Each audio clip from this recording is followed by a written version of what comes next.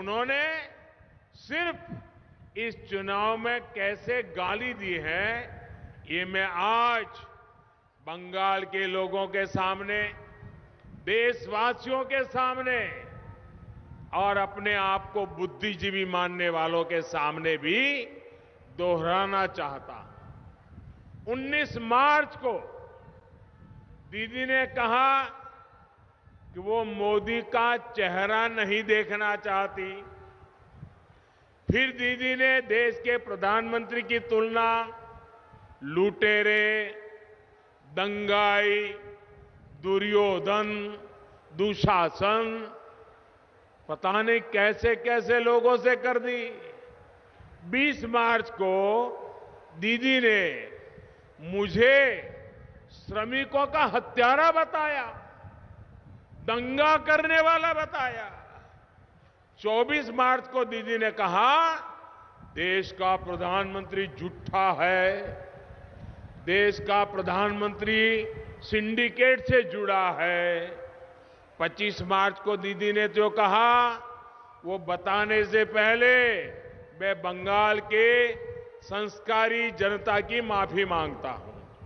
यहां के लोग संस्कारी हैं, यहां के लोग विवेक बुद्धि वाले हैं, इसलिए उस बात को बोलने से पहले मैं बंगाल की महान परंपरा, बंगाल की महान जाति, उनकी माफी मांग करके फिर मैं बोलता हूं। दीदी ने मुझे जो गाली दी, मैं उसे मजबूरी में दोहरा रहा हूं।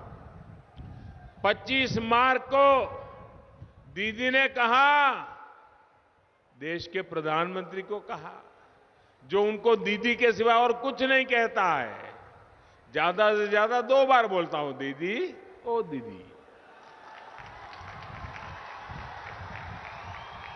दीदी ने क्या कहा, मुझे ऐसा नहीं बोलना चाहिए लेकिन मेरी मजबूरी है। दीदी ने क्या कहा? दीदी ने कहा तुम साला खुनी का राजा, खुनी का जमींदार, तुमने सारे पैसे लूट लिए। ये भाषा 26 मार्च को दीदी बोली देश में सिर्फ मोदी की दाढ़ी बढ़ती जा रही है, मोदी के दिमाग के साथ कुछ दिक्कत है, ऐसा लगता है मोदी का कोई स्क्रू ढीला हो गया है। देखिए बंगाल में 10 साल जो मुख्यमंत्री रही वो क्या बोल रही है। 4 अप्रैल को दीदी इस बात पर भड़क गई कि बंगाल में बीजेपी की सरकार बनेगी। उन्होंने कहा कि क्या मैं भगवान हूं, सुपर ह्यूमन हूं। 12 अप्रैल को दीदी ने कहा जहां मैं जाता हूं वहां दंगे होने लगते हैं। 13 अप्रैल को दीदी ने फिर से मुझे सबसे बड़ा झूठा कहा, मंदबुद्धि कहा। ये लिस्ट बहुत लंबी है, मैंने कुछ ही गालियां जरा आपके सामने प्रस्तुत की है। भाइयों और बहनों, दीदी की गालियों से मुझे कोई दिक्कत नहीं है।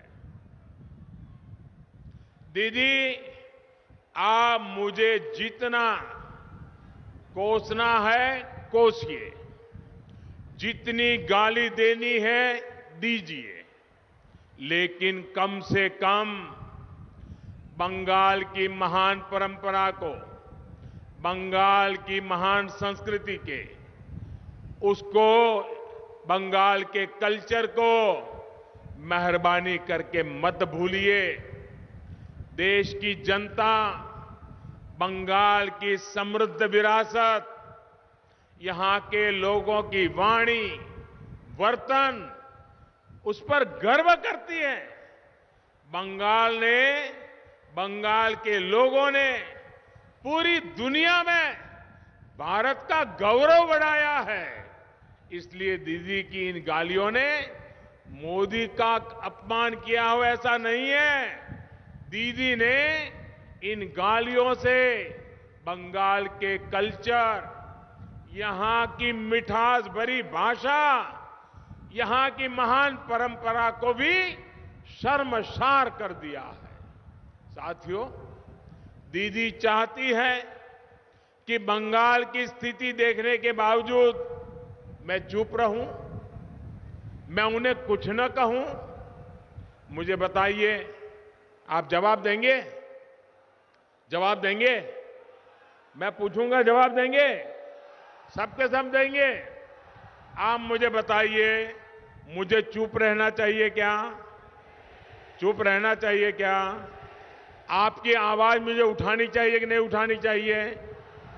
बहनों की आवाज उठानी चाहिए, नौजवानों की आवाज उठानी चाहिए, यहां की बुराइयों के खिलाफ बोलना चाहिए, बोलना चाहिए ना?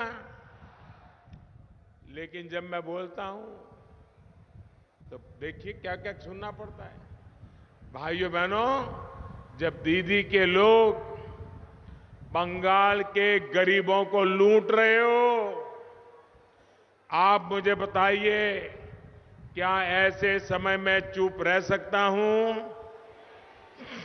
जब दीदी की तुष्टीकरण की राजनीति बंगाल को तबाह कर रही हो, तो आप मुझे बताइए, क्या मैं चुप रह सकता हूं? जब दीदी ने अपने नेताओं को एससी वर्ग, दलित वर्ग के अपमान की सुपारी दी हो, तो आप मुझे बताइए, क्या मैं चुप रह सकता हूं? पूरी ताकत से बताइए, मैं चुप रह सकता हूं? मैं चुप रह सकता हूं? जो दूर दूर खड़े हैं वो भी बताएं, मैं चुप रह सकता हूं? साथियों, पश्चिम बंगाल में दीदी के करीबी ने एससी वर्ग के लिए भिखारी का उपयोग किया है। भिखारी, ये बाबा साहब आंबेडकर, श्री श्री हरिचंद्र ठाकुर, जोगेंद्रनाथ मंडल जैसी पुण्य आत्माओं के जीवन संघर्ष का बहुत बड़ा अपमान है। साथियों, जोगेंद्रनाथ मंडल जी ने जो अपमान सहा, वो चाहते थे कि वैसा अपमान बाकी शरणार्थियों को ना मिले। यही भावना बीजेपी